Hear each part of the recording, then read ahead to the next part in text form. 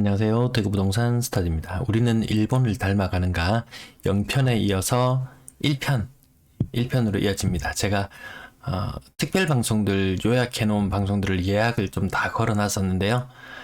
그것들을 조금 생략하고 조금 뒤로 미루고 우리는 일본을 닮아가는가 요 시리즈를 군데군데 넣어서 같이 한번 다뤄보고자 합니다. 파친코의 도입부, 그곳은 바로 여기 도쿄 1989.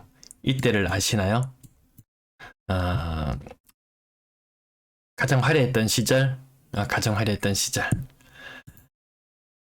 자, 내가 아침에 방송할 때 제가 요걸 한번 다뤄드렸었는데요. 일본 1989년 요때 금리가 엄청나게 치솟던 요 무렵 1989라는 숫자 겹쳐지나요? 파친코라는 드라마에서 앞부분에 살짝 보면은 은행이 돈 잘 빌려준다면서 선자가 그렇게 이야기하는 부분이 나와요. 어쨌든 여기 금리가 올랐던 게 한 2년이 채 안 되는 기간에 3.5%포인트, 네, 3.5%, 2%, 이렇게 표시할게. 3.5% 올렸다. 우리는 얼마나 올릴 것인가? 미국이 2023년도까지 3.5%에 맞춘다는 그런 이야기가 있어요. 물론 뭐 확정적인 건 아니지만 우리는 한번 추정을 해봅니다. 이 표 다시 한번 해볼게요. 영상이 하다가 중간에 너무 길어져도 다 안 보시기 때문에 한 10분 정도 안쪽으로 해서 편집하도록 하겠습니다. 0.5%를 기준으로 잡을 것인가? 아니면 코로나 이전에 1.5%의 기준으로 잡을 것인가? 0.5% 기준에서 일본처럼 3.5%까지 끌어올린다면 우리는 4%의 금리를 보게 될 것이고, 아니면 1.5%의 기준에서 3.5%를 올린다면 5%의 금리를 보게 될 것입니다. 그래서 금리는 2023년이 되면 기준금리는 4에서 5% 정도 될 것이다. 지금 현재 예대 마진이 한 2.6% 정도 되나요?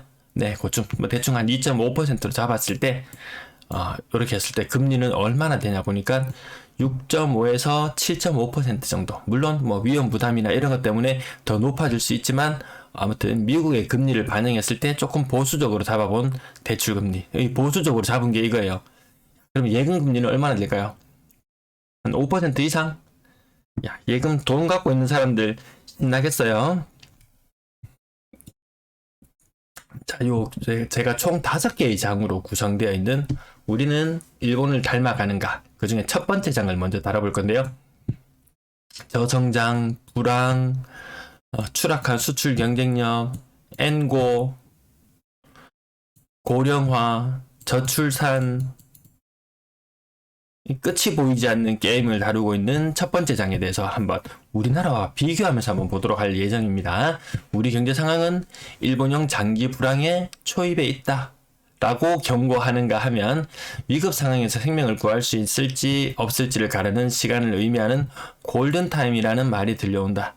요게 2016년도에 나온 그 이야기예요. 2016년도도 그랬고 지금도 보면 좀 이런 느낌이에요. 왜 경고음이 계속 울리느냐? 가계부채 때문에 수많은 경고음이 들려오고 있습니다. 일본 경제에 잃어버린 20년은 버블의 붕괴와 함께 시작되었다. 그러면 우리는 버블인가 아닌가? 자, 일본 버블 붕괴 전에 51개월간의 초장기 경제 호황, 일본 경제 사상 두 번째로 길었다고 하죠. 아무튼 51개월간 초장기의 경제 호황을 누리게 됩니다. 우리도 마찬가지. 지금 뭐 경제 상황이 경제 호황이라고 하기에는 아무튼 대무역 흑자, 지속적인 흑자로 어쨌든 호황, 누군가에게는 호황, 누군가에는 불황이겠지만 아무튼 흑자가 지속되고 있고, 코로나로 인해서 시중에 돈이 굉장히 많이 풀려 있는 상황이다. 네, 버블 상황, 어떤 버블 상황이냐면 일본의 경우에는 주가는 3배가 올랐고 토지 가격은 2.4배가 올랐습니다. 주가를 조사해보니까 PER 60, 회사가 종속되고 있으면 60년 동안 버는 돈 이꼴 회사의 가치, 회사의 가격. 이 정도면 굉장히 높게 치이는 거죠. 지금 우리나라 최고점을 찍었을 때 한 3,600포인트, 3,700 갔나요? 아무튼 그 무렵에 PER이 최고 한 33, 34 뭐 그 정도 됐어요. 일본에 비해서는 절반 정도밖에 되지 않는 수준. 코리아 디스카운트 때문인가요? 아무튼 좀 상황이 좋지 않다.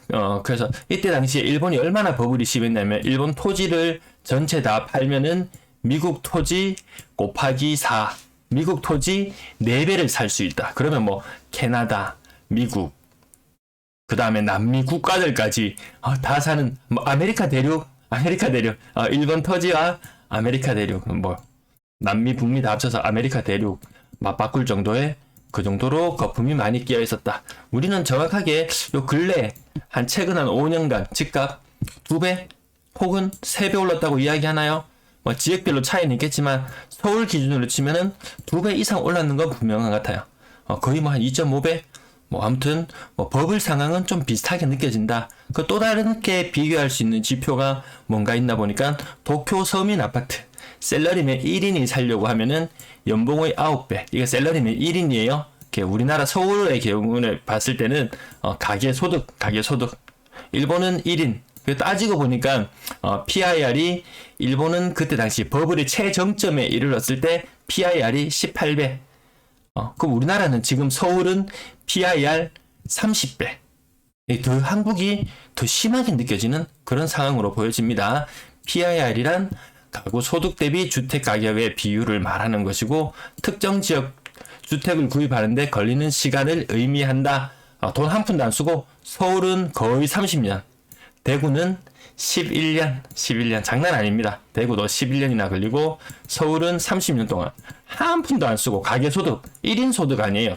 가구 소득 장난 아니잖아요. 요 밑에 글 제가 블로그에서도 왔는데 작년만 해도 그러니까 2021년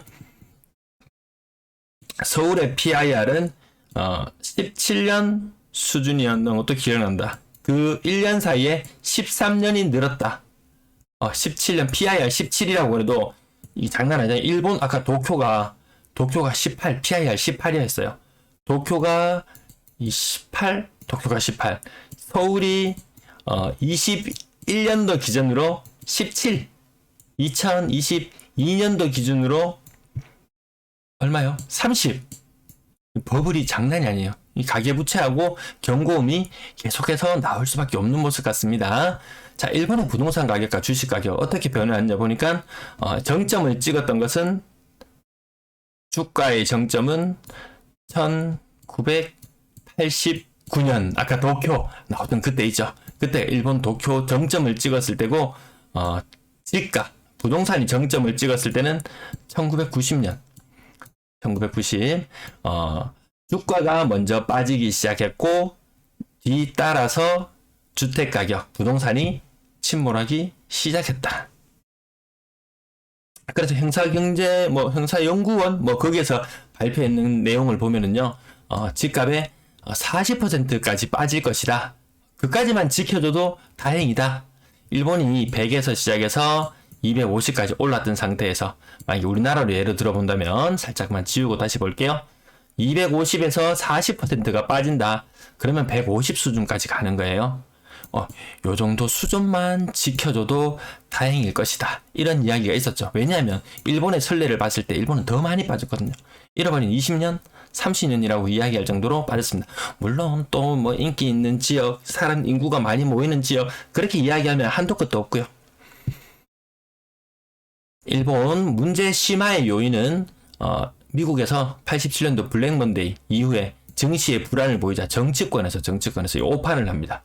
금융 완화를 지속하라고 이 버블이 점점 커지고 있는데 금융 완화를 지속하라고 압력을 가합니다.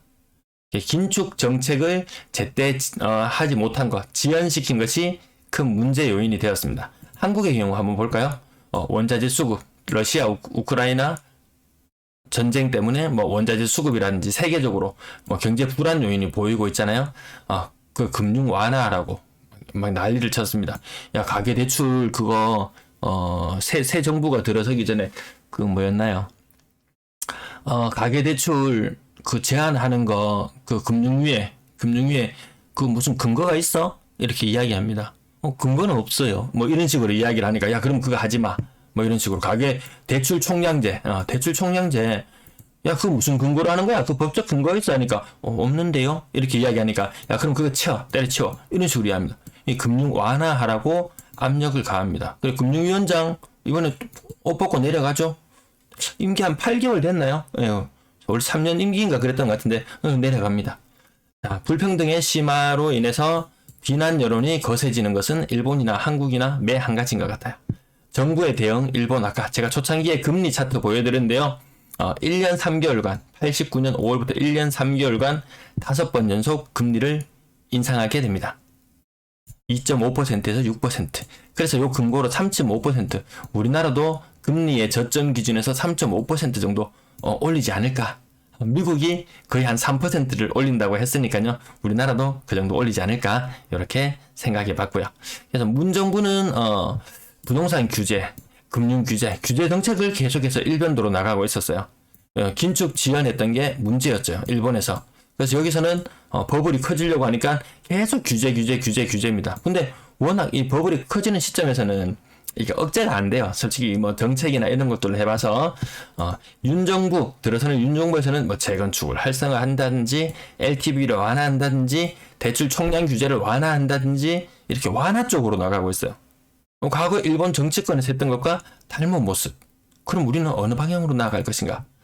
아이고, 방송이 너무 길어져서 오늘은 여기서 한번 끊고 지나갈게요. 오늘 시청 감사합니다. 다음 방송 여기서부터 시작할게요.